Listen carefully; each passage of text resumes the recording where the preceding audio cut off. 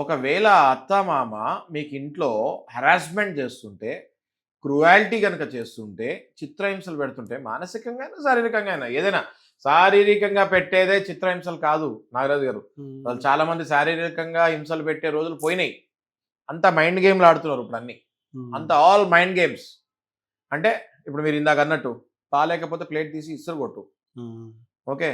Only నేను చెప్పిన రోజే నువ్వు బెడ్‌రూమ్‌కెళ్ళాలి. అర్థమైంది కదా మీకు. ఇట్లాంటి మానసిక టెన్షన్‌లు, మానసిక ఒత్తిడులు కోడళ్ళ మీద అత్తగారులు పెడతాం అన్నది మనం చూస్తూ ఉన్నాము. ఇలాంటి టైంలో భార్య వేరు కాపురం అడుగుతంలో తప్పే లేదు.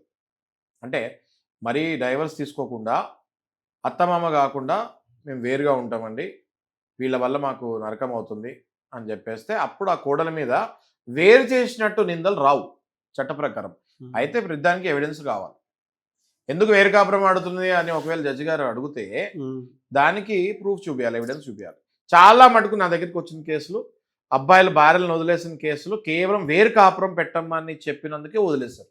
నేను మా అమ్మ లేకుండా నేను బతకలేను, నేను మా అమ్మగారిని చూడకుండా నేను బతకలేను అని చెప్పేసి వేరు కాపులకు వెళ్ళిన సందర్భాలు చాలా ఉన్నాయి.